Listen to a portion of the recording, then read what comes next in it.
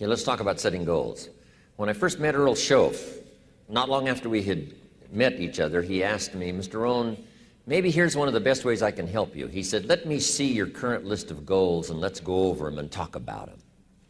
He said, I've got the experience. And he said, let's do it. And I said to him, I don't have a list. He said, wow, you don't have a list of your goals? I said, no. He said, well, if you don't have a list of your goals, he said, I can guess your bank balance within a few $100s, which he did. And I thought, isn't that something? Then I said to him, you mean if I had a list of goals, it would change my bank balance? He said, drastically. So that got my attention. And all those years ago, I learned how to set goals. But now let's make these notes now on setting goals. The promise of the future is an awesome force. We look back for experience, but we have to look forward now for inspiration. And what gives us inspiration to get up in the morning and do our job, learn skills, develop all that we can possibly be, is the promise of the future. And it can be so powerful that it can overwhelm any adversary you might have, any difficulties you might have. Here's a key phrase: reasons make the difference in how your life works out. Reasons make the difference in your appetite and zest for taking on the challenge, doing the job, becoming successful. Mr. Schoaf said, if you have enough reasons, you can do the most incredible things. You can get through the most difficult day. You can overcome the most unbelievable challenges if you have enough reasons. And so he said to me, if you haven't got a list of your goals, Mr. Rohn, it's probably because you don't have enough reasons. He said, I'm sure since I've met you, you have enough intelligence. And he said, you have enough good health. And he said, you have, all of those things working for you. But here's what you must work on now, is to have enough reasons. Looking into the future, developing reasons. Okay. So now make these notes. We're primarily affected by 5 things. Number 1 is the environment, the political environment, the social environment, the physical environment. Whatever surrounds us affects us. The city, the country, the countryside, the village, the office, the people. We're constantly affected and shaped by our reaction and decision-making. A lot of it depends on the environment. Next, we're affected by events. Some events affect us all. Some affect the world regionally, nationally, or by the state, or by the community. But some events affect us all. Now here's the next one. We're affected by what we know. What you know, what you don't know. The accumulation of knowledge or the lack of knowledge affects your dreams, affects your future, affects your income, affects your bank account, affects your associations, affects everything.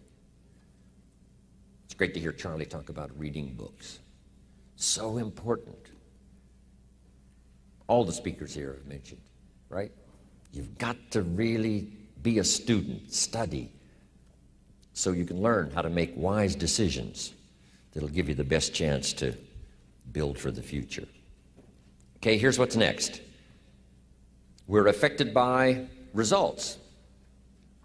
Whatever your current economic results, whatever projects you've launched, the results up until now, that affects you.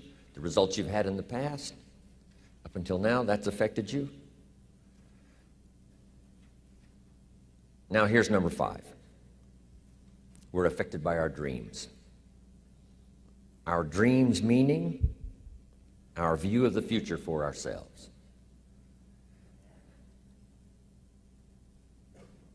Now here's a note to make. It's important to make sure that the greatest pull on your life is the pull of the future. Now we talked yesterday about reviewing the past, which is fine, but we're not to live in the past. Some people let the past pull them back, pull them back. The past can be like gravity if you let it to pull you back. Not just to think about it to get advice from mistakes to carry on for the future, but some people live in the past. They live in the darkness of the past. They live in the mistakes of the past. They live in the discouragement of the past. They didn't make it, and that affects them for the rest of their life, living in the past.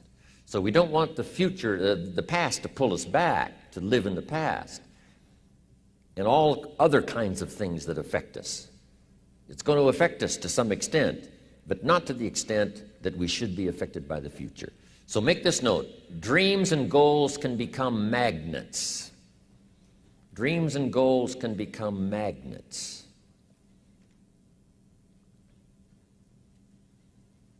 And the stronger the goal, the higher the purpose, the more powerful the objective, the stronger this magnet is that pulls you that direction. Now, not only does your goals and your objectives pull you that direction, here's what they also do. They pull you through.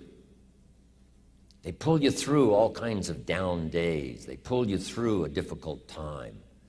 It'll pull you through some winter of your life. Some people get lost in the confusion of the day simply because their goal is not bright enough to pull them through. Next, it's goals that drive us to take advantage of the spring.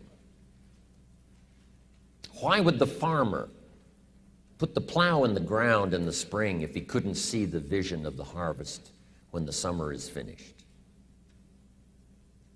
Is it possible to see the finished harvest? And the answer is yes. We do that simply by faith. Key phrase: faith is the ability to see things that don't yet exist. And that's how things exist. How did this hotel get here? Someone saw it while the property was vacant. You say, well, is it possible to see this hotel when it isn't here? And the answer is yes, of course.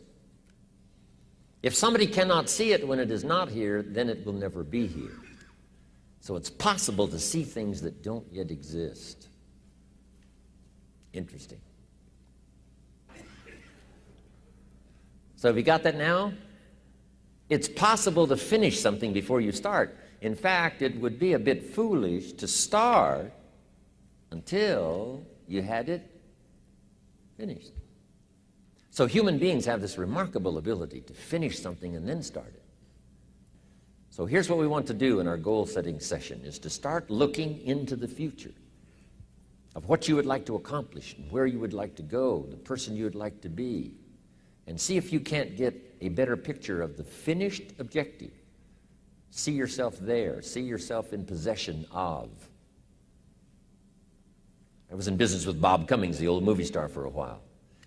He said, decide what you want and then act as if you already had it. And being an actor, he could give us a few tips on acting.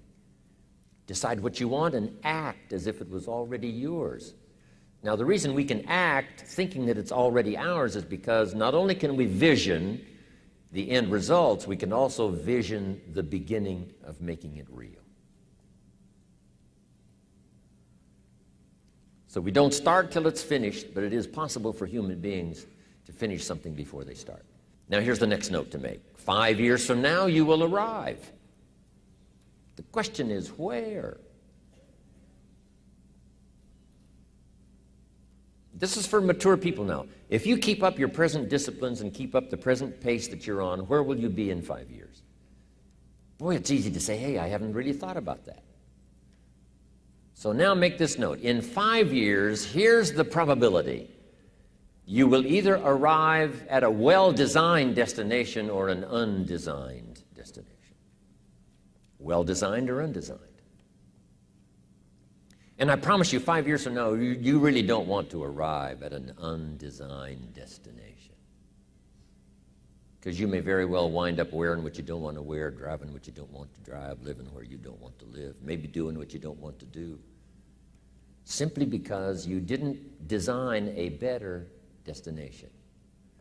So, 5 years from now, I wish for you to arrive at a well-designed place.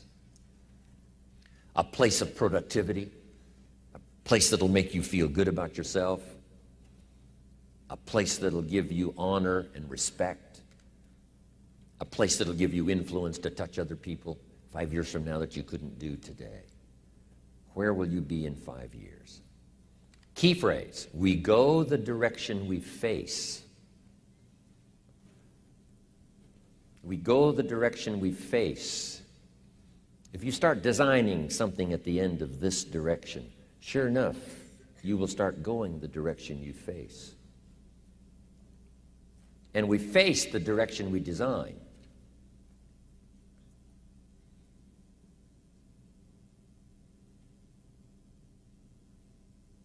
Next phrase, direction determines destination. Destination is not determined by hope. It's not determined by wish. Destination is determined by direction. You cannot change destination overnight. You cannot change destination overnight. Which means you can't arrive at a 5 years from now place tomorrow. But here's what you can change today and overnight. You can change direction. It's only a small journey to a new direction. Guess how quickly you can change your health? By starting to eat an apple a day. Mama said an apple a day keeps the doctor away. Let's say you've been ill long enough and you've had health problems long enough and you say, that's it. That's over. I'm going to now start a program. You don't have to really revolutionize your whole health life. Just start with an apple a day. You say, well, is it that simple to change your health life? And the answer is yes. The key is just to start.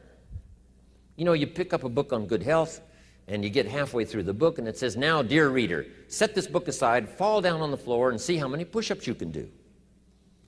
And then it goes on to say, and if you have not done that, why not give this book away? It looks like you're not going to do it. Come on, you don't have to radically do something. You can gain momentum and make changes as you go. Just start. Here's what happens when you start a new direction. Self-esteem starts to accelerate. It doesn't take much for you to feel good about yourself.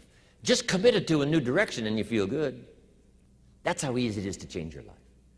You don't need some dramatic vision. Just begin something. And maybe by health or by whatever other things we can think of to do, you just get back on a better track. Okay? It's a small journey to changing direction. And by the time we finish our workshop right after lunch, I think you're going to have a concept of how powerful it can be, not only how easy it can be, but how powerful it can be to change every part of your life for the future.